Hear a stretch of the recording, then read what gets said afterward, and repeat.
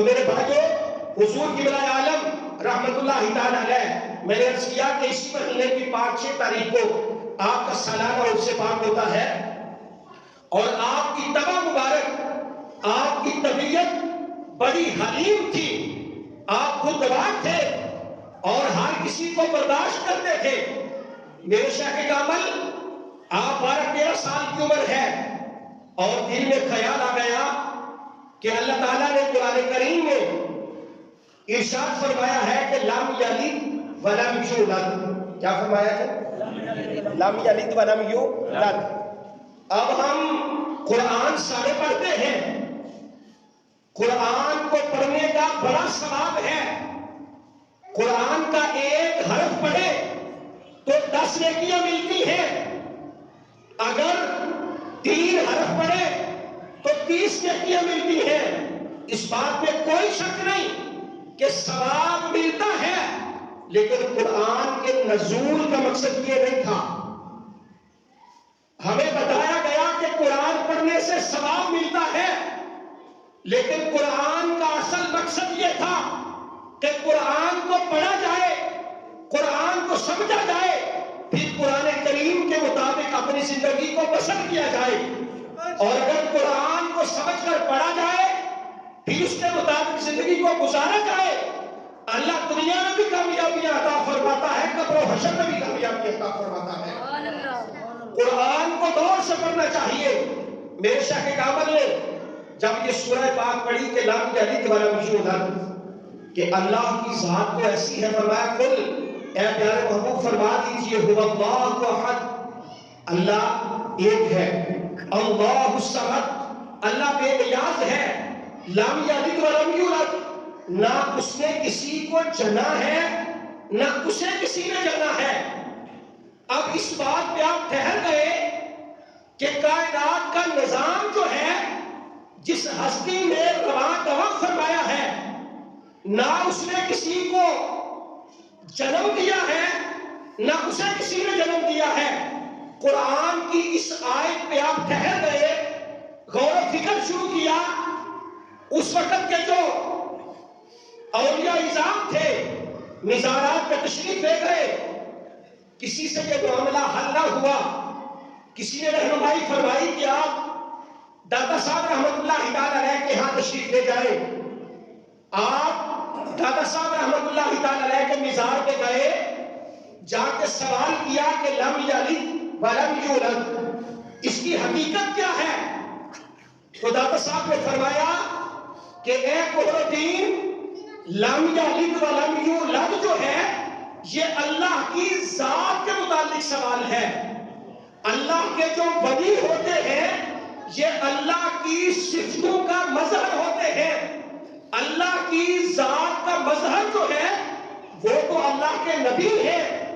اس وجہ سے آپ کا سوال جو ہے وہ اللہ کا نبی تو حل فرما سکتا ہے، اللہ کا ولی حل نہیں کر سکتا۔ آپ نے کیا کہ حضرت کیا میں بھی مدینہ پاک چلا جاؤں؟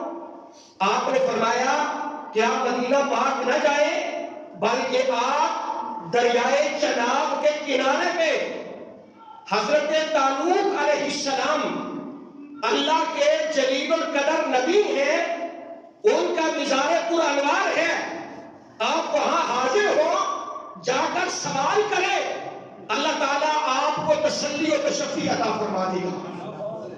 اب میرے شاہ کامل، قرآن کریم کے اس حل کے لیے جب آپ دریائے چناب کے کنارے پہ جناب طالوت علیہ السلام کے مزار پہ حاضر ہوئے، جو اس وقت ایک ڈبہ نما تھا، آپ نے جا کر سوال کیا کہ لم یلد ولم یولد۔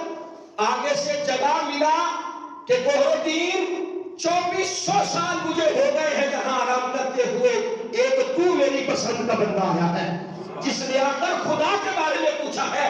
یہاں کوئی آتا ہے وہ بیٹے مانگتا ہے، مال مانگتا ہے، جائیداد مانگتا ہے، ایک تو آیا ہے جس نے آ کر خدا کی حقیقت کے متعلق سوال کیا ہے۔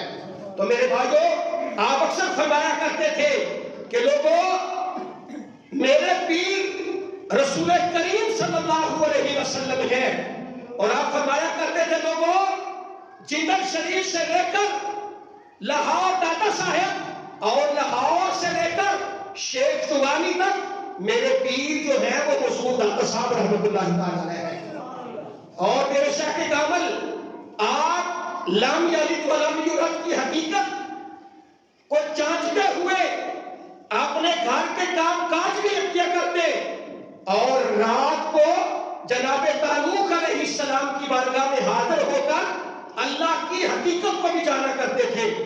میرے بھائیوں، وہ سلسلہ چل پڑا۔ آپ اکثر فرمایا کرتے تھے لوگوں، اللہ رب العزت نے جناب ابراہیم خلیل اللہ علیہ السلام اور حضرت موسیٰ علیہ السلام کے علم کا وافر حصہ مجھ کو اور دین کو اللہ نے عطا فرمایا ہے۔ سبحان اللہ۔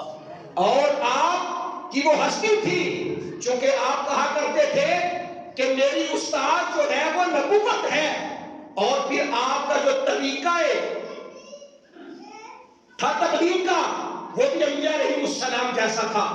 کیسا کہ آپ بیٹھے ہوئے ہیں، آپ کا ایک خادم تھا، اس نے آپ کو کھانے کے لیے چاول پیش کیے، چاول کے اوپر چینی ڈالنا تھی، چاول غلطی کے ساتھ اس کے اوپر دال جو تھی پکائے بغیر اس نے وہ ڈال دی، تو اگر آج کا کوئی پیر ہوتا تو کیا ریئیکشن ہوتا؟ آپ نے فرمایا بیٹے ذرا دھیان سے کام کیا کرو۔ اتنی تمہاری طبیعت میں ایک دفعہ آپ بیٹھے ہوئے تھے، رمضان المبارک کے دن چل رہے تھے، کسی نے شکایت کر دی کہ حضرت فلاں بندہ آپ کی بارگاہ میں بیٹھتا ہے اور وہ روزہ نہیں رکھتا۔ آپ نے فرمایا مجھے تیری بات میں یقین نہیں، وہ مسلمان ہے، روزہ ضرور رکھتا ہوگا، مسلمانوں کے متعلق اچھا گمان رکھنا چاہیے۔ اس نے کہا حضرت وہ نہیں رکھتا۔ آپ نے فرمایا کوئی بات نہیں، اس سے بات کریں گے، وہ ضرور روزہ رکھتا ہوگا۔ وہ بندہ جو روزہ نہیں رکھتا تھا، آپ نے فرمایا روزہ رکھتا ہوگا۔ وہ خود ہی بول پڑا، کہنے لگا حضرت میں روزہ تو نہیں رکھتا تھا، قسم ہے رب قدوس کی جس کے قبضہ و قدرت میں میری جان ہے، اب ساری زندگی جتنی دیر بھی زندہ رہوں گا کبھی روزہ چھوڑوں گا ہی نہیں۔ یہ آپ کا طریقہ تبلیغ تھا۔ علماء جو ہے، جو مولوی حضرات ہیں، یہ شریعت کی بات کرتے ہیں، فتوے کی بات کرتے ہیں۔ جو اللہ والے ہوتے ہیں وہ دل میں نظر ڈالتے ہیں اور کایا پلٹ کر رکھ دیتے ہیں۔ میرے بھائیوں، حضور کی برائے عالم بیٹھے ہوئے تھے، پھر کسی نے عرض کیا حضور فلاں بندہ آپ کے پاس آتا جاتا ہے لیکن وہ روزہ نہیں رکھتا۔ آپ نے کہا وہ روزہ رکھتا ہوگا، پھر کہا حضرت وہ روزہ نہیں رکھتا۔ آپ نے فرمایا اچھا روزہ نہیں رکھتا۔ وہ بندہ پاس بیٹھا تھا، چادر کی بکل ماری ہوئی تھی اوپر، چادر کو پیچھے ہٹایا اور ہٹا کر کہنے لگا حضرت یہ حکا مجھے روزہ نہیں رکھنے دیتا، باقی تو کوئی بات نہیں، روزہ تو میں رکھ لوں لیکن حکا جو ہے یہ مجھے روزہ نہیں رکھنے دیتا۔ اگر مجھ سے کوئی بات پوچھتا یا کسی مولوی سے بھی کوئی بات پوچھتا تو وہ یہی کہتا بھائی حکا پینے سے روزہ ٹوٹ جاتا ہے۔ آپ نے فرمایا اچھا بھائی کل روزہ رکھ لینا، جب تیرا جی چاہے تو سوکھا بھی لگا لینا، حکا پی لینا۔ میرے بھائیوں کل ہوئی، روزہ رکھا، روزہ رکھنے کے بعد جب دوپہر کا ٹائم ہوا، دن میں آیا کہ یار حکا پی لیتا ہوں، حکے کو تیار کیا۔ ابھی میرے سامنے کچھ ایسے لوگ بیٹھے ہیں جو یہ جانتے ہیں کہ حکا بڑے اہتمام کے ساتھ کیا جاتا ہے۔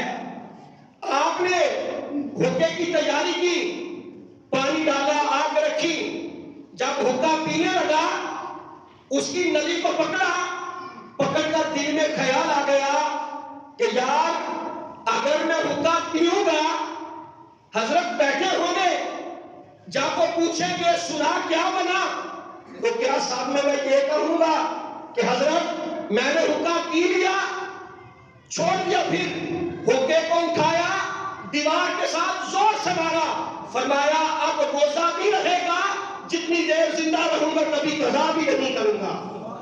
میں نے کہا اللہ تعالی جو ہے وہ دل میں نظر رکھتے ہیں، اور جب کسی کے اللہ والے کی نظر میں کوئی آ جاتا ہے پھر اللہ والے اس کی کایا پلٹ کے رکھ دیتے ہیں۔